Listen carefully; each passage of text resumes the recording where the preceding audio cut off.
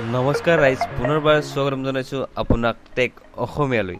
আজি আমি আলোচনা কৰিবলৈ ওলাইছো ভিভোৰ ফালৰ পৰা লঞ্চ হোৱা ভিভো U10ৰ স্পেচিফিকেশ্যন, যিয়ে সম্পূৰ্ণৰূপে কম্পিটিশ্যন কৰি আছে ৰেডমি আৰু ৰিয়েলমিৰ লগত, কাৰণ ই আমাক দি আছে হাই স্পেক এটে লোৱাৰ প্ৰাইচ।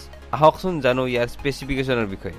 ইয়াত আছে আপোনাৰ ট্ৰিপল কেমেৰা ছেটআপ, য'ত আপুনি পায় 13 মেগাপিক্সেলৰ মেইন কেমেৰাৰ লগতে ৱাইড এংগেলৰ এখন 8 মেগাপিক্সেলৰ লেন্স আৰু 2 মেগাপিক্সেলৰ এখন ডেপথ সেন্সৰ, আৰু আছে 8 মেগাপিক্সেলৰ এটা সেলফি কেমেৰা। এতিয়া আমি আগবাঢ়িছো ডিসপ্লেলৈ। ইয়াত আপুনি পাব 6.35 ইঞ্চৰ এখন IPS LED display with a নচ, অৰ্থাৎ আপোনাৰ ডিসপ্লেখনত আপুনি এটা নচ দেখিবলৈ পাব। ইয়াৰ ৰিজলিউশন হৈছে HD+। ইয়াত কোনো ধৰণৰ গ্লাছ প্ৰটেকশ্যনৰ কথা কোৱা হোৱা নাই। ইয়াৰ বুইল্ড হৈছে পলিকাৰ্বনেট, লগতে আছে গ্ৰেডিয়েন্ট ডিজাইন, লগতে আপুনি পাব ইয়াত ট্ৰিপল সিম স্লট, অৰ্থাৎ আপুনি দুখন সিমৰ লগত এখন মাইক্ৰ SD কাৰ্ড লগাব পাৰিব। লগতে আছে 3.5mm জেক আৰু মাইক্ৰ USB পোৰ্ট। এতিয়া যদি আমি আগবঢ়ো সিকিউৰিটি সিস্টেমলৈ, ইয়াত আছে আপোনাৰ ফিজিক্যাল ফিংগাৰপ্ৰিন্ট, লগতে ফেস আনলক।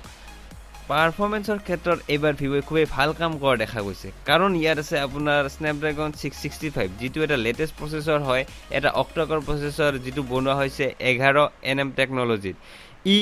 ইয়াৰ প্ৰাইচ ৰেঞ্জ হিচাপে খুবেই ভাল প্ৰচেছৰ বুলি ক'ব পাৰি।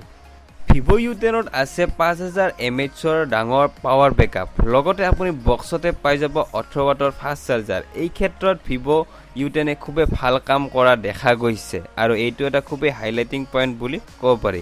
ইয়াত আছে আপোনাৰ ফান্টাছ OSৰ ছাপোৰ্টৰ লগতে Android 9 Pie ছাপোৰ্ট।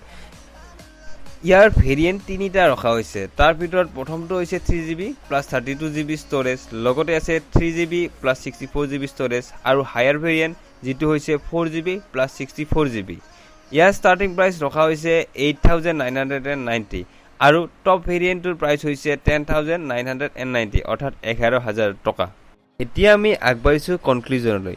ভিভোই এইবাৰ খুবেই ভাল কাম কৰা দেখা গৈছে ভিভো U10ৰ লগত, কাৰণ 9000 টকা ৰেঞ্জত কোনো স্মাৰ্টফোন ব্ৰেণ্ডে আমাক অফাৰ নকৰে স্নেপড্ৰাগন 665, লগতে ট্ৰিপল কেমেৰা ছেটআপ আৰু 5000 mAhৰ বেটাৰী, আৰু লগতে বক্সতে 18 ওয়াটৰ চাৰ্জাৰ। এই ক্ষেত্ৰত ভিভোই খুবেই ভাল কাম কৰা দেখা গৈছে। মোৰ কনক্লুজন এটাই, সেইটো হৈছে 9000 টকা ৰেঞ্জত এই এটা খুবেই ভাল পেকেজ, অৰ্থাৎ খুবেই ভাল স্মাৰ্টফোন। যদি আপুনি স্মাৰ্টফোন ল'ম বুলি ভাবি আছে, এই ফোনটোলৈ এবাৰ নিশ্চয় চাব পাৰে।